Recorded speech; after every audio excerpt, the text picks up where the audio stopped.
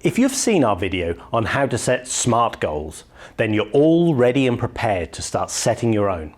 You may even have already done so, which is fantastic. But watch out, you could be setting yourself up for failure if you're not aware of this common trap that people easily fall into when setting their goals.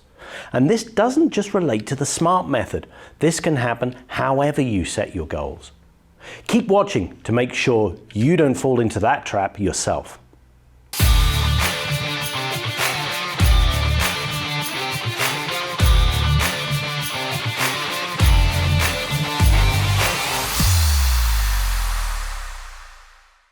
In our first video on SMART goals, we were working with an example goal, which ended up being, we will increase our average revenue per customer by 50% within 12 months. And on the face of it, it seems to meet all of the SMART criteria, doesn't it? Let's just quickly refresh on what the acronym stands for. S is for specific. Our goals need to be clear and unambiguous, succinctly but fully explaining the nature of the goal.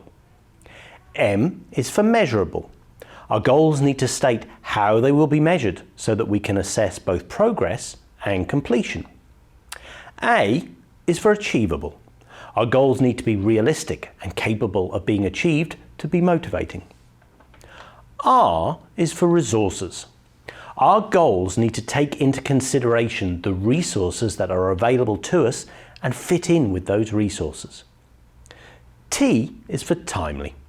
Our goals need to specify a deadline so that they remain goals and not aspirations, and the deadline provides a call to action to work on the goal. All looks good here, doesn't it? The way we have worded our goals seems to fit all of the criteria, doesn't it? But let's take a little look closer at one of the letters, A for achievable, because that's where the trap can lie. It's easy for us to look at achievable as answering the obvious question, can this be achieved? And stop there.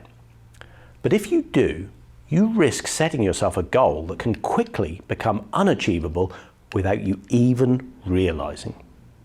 So what's the problem? Well, it's very easy to write out a goal that sounds achievable, but the achievement of which is actually outside of our control. If we look at any outcome, we can reasonably easily categorize it into one of three distinct categories.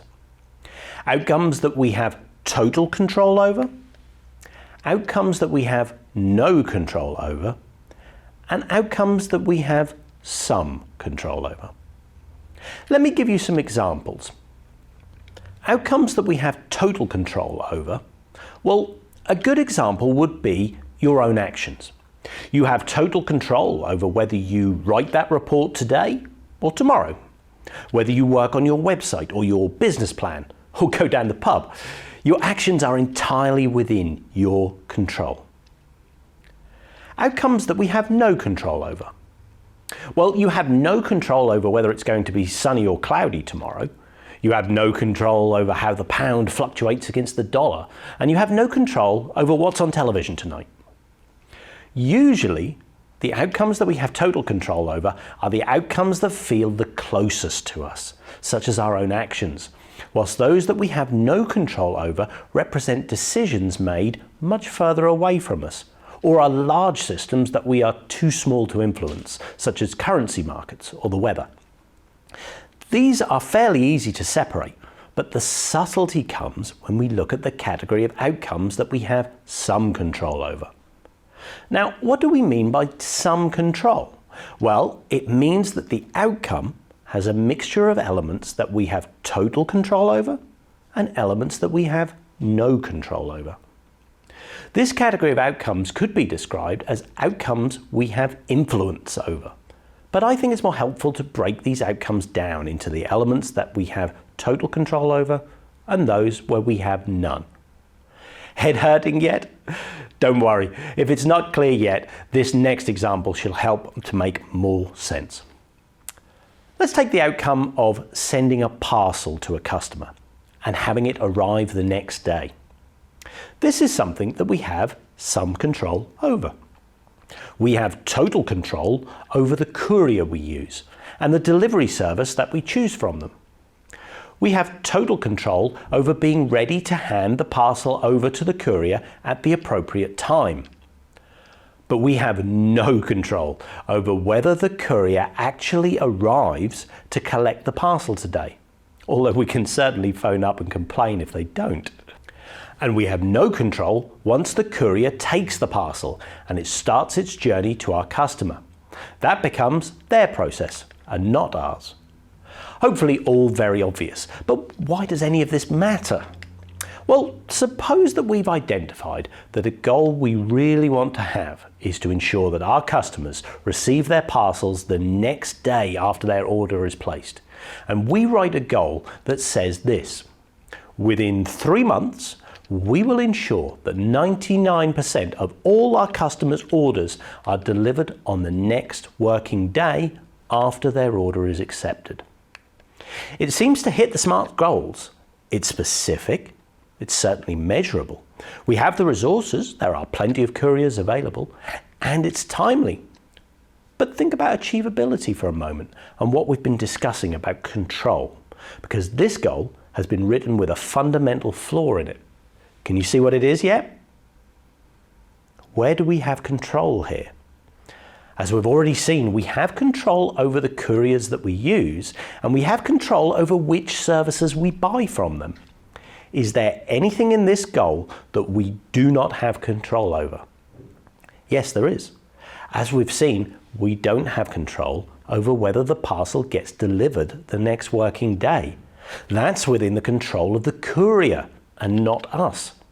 So we are setting ourselves a goal where we can't completely control the outcome. And that's the trap. If we fail to then achieve that goal, it will be both disheartening and demotivating, but we were setting ourselves up to fail right from the beginning. It's like setting a goal that every day is going to be sunny on your holiday next week, and then blaming yourself when it chucks down with rain on the first day.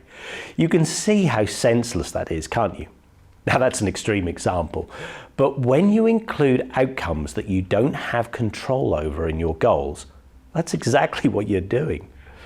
So how could we change this goal about delivering the parcels to our customers so that we, as much as possible, eliminate outcomes that we don't have control over?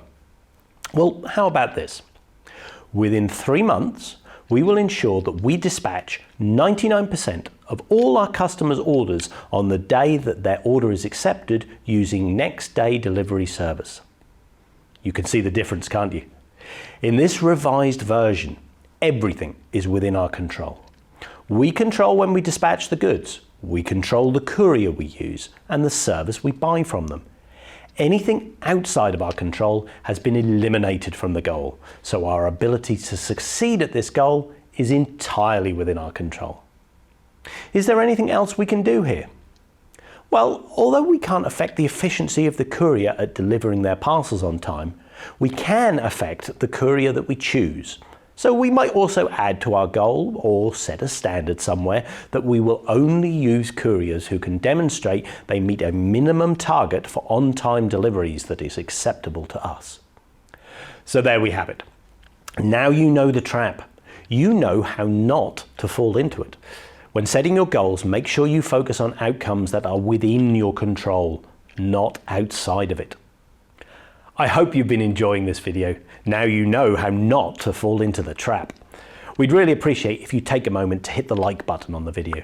And if you're not already subscribed, hit that subscribe button so you can find our content more easily. If you want to be notified when we release a new video, you can also hit the bell icon. Thank you so much. It really is appreciated. A quick thought before we end. Some of you might be asking, well, what about goals such as we will increase our sales to £2 million per annum within the next 2 years? If we're going to only focus on outcomes where we have control, should we not be setting these sorts of targets that we want to hit in our goals? Well, as a goal intended to motivate and focus you, I don't think this is a very good goal. It's broad and a bit nebulous because so much of the how is missing from the goal. Even though it's timely, it sounds like more of an aspiration than something motivational to move you towards achieving it. So should we want to scrap hitting £2 million of sales altogether? No, not at all. I think the objective itself is sound, wanting to hit £2 million of sales, but I don't think it should be a goal. I think it's a target. It's a step along the way, in between your vision and your goals. It's a marker that ensures you're heading in the right direction. For example, you've created your vision, and for your vision, you're going to have to grow your business. You're currently turning over 1 million in sales each year. And let's say your vision is going to require your business to grow 20-fold to be able to achieve it. Now, you probably wouldn't set yourself a target of £20 million of sales right away. You're more likely to do it in stages because of how you grow from 1 to 2 million is not necessarily going to be the same as how you grow from, say, 2 to 5 million. So you set yourself an interim target of achieving 2 million of sales. Now, from this target, this is where you start to derive your goals. This is where you start to say, okay, so if we're going to double our sales in the next 2 years, we're going to need to, and the ideas for your goals start to tumble out.